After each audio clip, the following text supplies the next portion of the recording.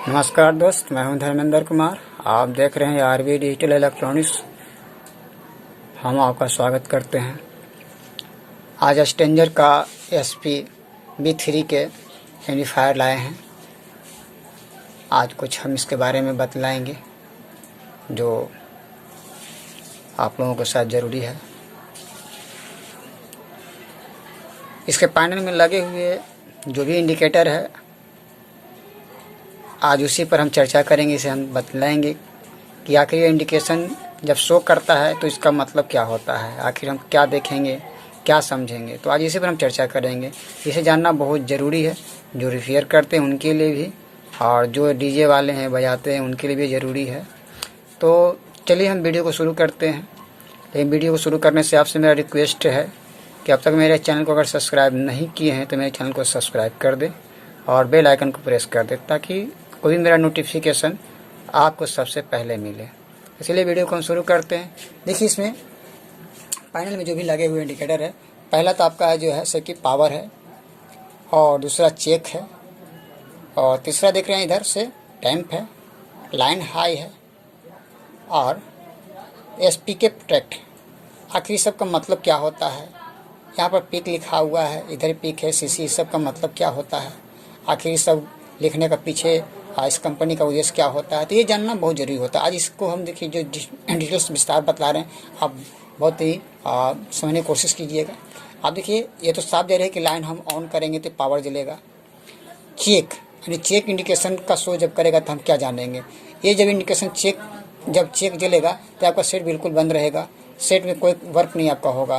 तो इसका मतलब क्या होगा कि इसमें कोई खराबी है तो उसको चेक करने के लिए बतला रहा है। तो आप इसको जैसे कहाँ पर चेक करेंगे? तो देखिए, इसमें आपका जैसे यहाँ पर देखिए जो है से कि आपका ड्राइवर पे से, अर्थात जो है से कि आपका ड्राइवर पावर सर्किट में प्रॉब्लम जब रहेगा तो जो है से ये चेक लिखेगा, है ना।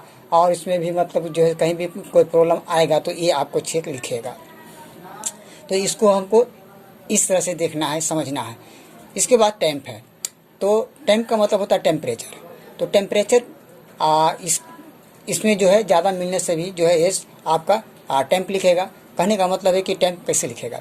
जैसे आप स्पीकर का जो लोडिंग पावर होता है आप आवश्यकता से ज़्यादा दे देंगे तो आपका ये मशीन दोनों साइड कोई भी अगर ज़्यादा हीट होगा या दोनों हीट होगा तो ऐसा स्थिति में जो है से कि आपको ये टेम्प लिख देगा। या तो फिर जो है से कि आपका स्पीकर का वायर सटा हुआ रहेगा तो टेम्प लिख देगा। या हो सकता है कि आपका स्पीकर कॉइल शॉर्ट कर रहा है तो टेम्प लिखेगा। या हो सकता है कि आपका स्पीकर का दोनों वायर कहीं पर टच रहेगा तो टेम्प लिखेगा। ऐसा स्थिति में जो है से आपको देखना होगा कि कहाँ पर से फॉल्ट हो रहा है। या फिर हो सकता है कि जब टेम्प लिखेगा और तो जो है से कि आपको यहाँ पर देखिए कि सर्किट ब्रेकर भी स्विच लगा हुआ है, ये आपका जो है से कि ये बाहर की ओर बिक देगा। तो जैसे ऐसा स्थिति में क्या करना है कि आप सबसे पहले आपको सेट को जो है से कि आप बंद कर दें, और बंद करने के बाद जो है से कि यहाँ पर जो है से कि स्विच को पुश करेंगे तो अंदर चला जाएगा। चालू अवस्था में नहीं कीजिएगा, नहीं तो वो जो है से बार बार करने से ख़राब भी हो सकता है। तो पुश करके छोड़ दीजिएगा, वो अंदर चला जाएगा। उसके बाद फिर जैसे इसको क्या करना है कि ऑन कर दीजिए। ऑन करने के बाद जो है सब क्या करना है कि भाई इसमें अब तो ठंडा करने के लिए आपको समय चाहिए। तो ठंडा करने के लिए समय चाहिए तो कैसे ठंडा कीजिएगा?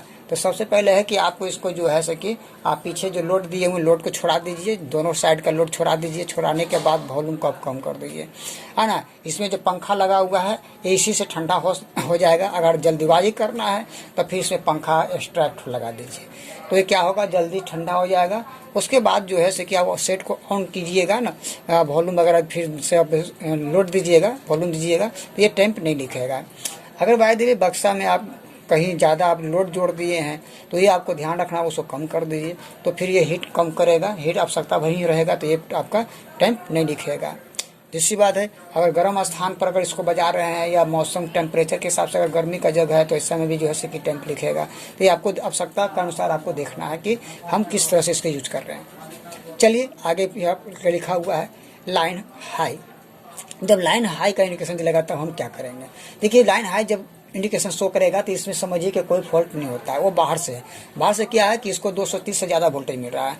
जब 230 से वोल्टेज ज़्यादा मिल रहा है तो उसको आपको कम करना होगा। अगर डायरेक्ट चला रहे हैं तो वहाँ तो आपको कोई कम करने का उपाय नहीं है। लेकिन जब वोल्टेज कम करना है तो इसके लिए स्टेबलाइजर लगाना होगा, या आप स्टेबलाइजर यूज कर सकते हैं तो जो है कि अच्छा बेहतर होगा। तो जो है कि ज़्यादा वोल्टेज मिलेगा तो आपको ये टेम्प लिखेगा। ये तो बात समझ में आ गया। अगर स्टेबलाइजर यूज कर रहे हैं तो मैनुअल यूज कीजिए। अगर मैनुअल यूज कर रहे हैं तो ज़्यादा बेहतर होगा, लेकिन अगर ऑटोमेटिक यूज करते हैं तो वो भी बेहतर है। लेकिन उसमें आपको एक चीज़ ध्यान देना होगा कि 220 पर ऑटो कट जो होता है मैनुअल में भी और ऑटोमेटिक में भी।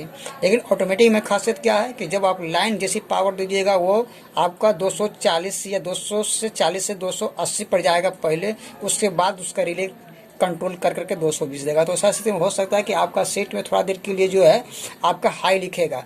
लेकिन अगर उससे स्टेबलाइजर में अगर टाइमर लगा हुआ रहता है तो ज़्यादा बेहतर है। आप टाइमर सेट लगा हुआ है स्टेबलाइजर यूज कीजिएगा। तो ऐसा स्थिति में कभी भी आपका जो है डायरेक्टली अगर लाइन पावर जाएगा तो ये टेम्प नहीं लिखेगा।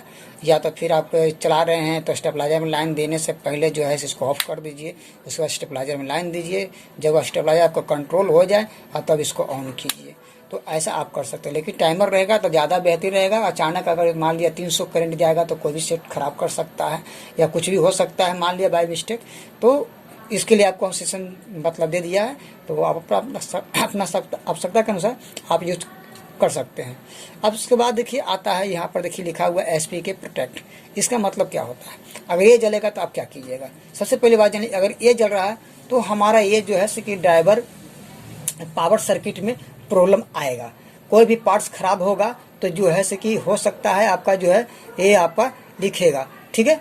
या तो फिर आपका जो है कि इधर ये जो है आपका लगा हुआ कोई भी सामान इधर कुछ प्रॉब्लम हो जाएगा तो आपको लिखेगा।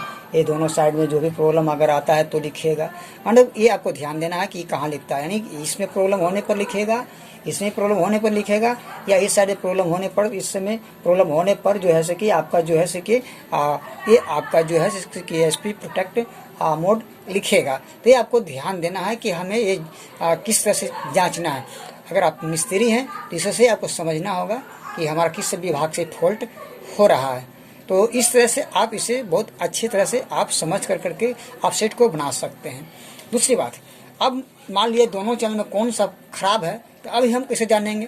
तो देखिए यहाँ पर लिखा हुआ है आपका पिक, है ना, तो ये आपका इंडिकेशन शो करेगा। अगर इधर का खराब रहेगा तो ये जलेगा, अगर इधर का खराब होगा तो ये जलेगा। तो ये आपको समझना है कि इस पिक का मतलब क्या हो गया। ये दोनों तरफ का है। या तो फिर कभी कभी ऐसा भी होता है कि वॉल्यूम घुमाते हैं और कुछ देरी वॉल्यूम ले जाने के बाद जो आवाज़ बैठे लगता है तो भी आप ये लिखेगा। तो जो है ये आपका पिक लिखेगा। तो इस स्थिति में आपको देखना होगा कि हमारा फिल्टर कंडेंसर पावर कंडेंसर सही काम कर रहा है कि नहीं, या कोई कंडेंसर लूज हो गया है या फॉल्ट कर गया है। तो ऐसा स्थिति में भी मतलब लिख सकता है। तो ये आपको ध्यान देना होगा कि हमारा ये इसका मतलब क्या होता है।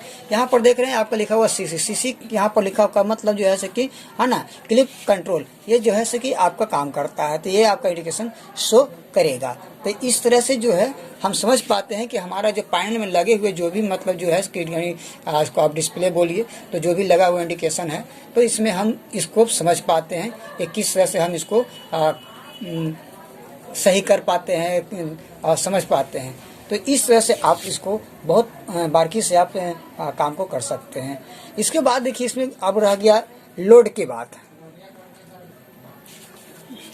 अब इस पर लोड देने की बात है। अब लोड हम कितना दें, देखिए ये दोनों चैनल मिला करके यानी इधर 1500 वाट और इधर 1500 वाट, पर चैनल 1500 वाट होता है। यहाँ देखिए लिखा हुआ है ना 2 गुने 1500 वाट पर चैनल। अर्थात कहने का मतलब है कि एक चैनल यानी पर चैनल का मतलब होता है एक चैनल 1500 वाट है। तो 1500 वाट गुने 2 यानी 2 गुने 1500 वाट चैनल का ये शो कर रहा है। यहाँ पर लिखा हुआ है कि दोनों चैनल मिलाकर के आप जोड़ेंगे तो 3000 वाट लोड हो जाएगा। लेकिन एक चैनल आपका 1500 वाट ही लोड होता है।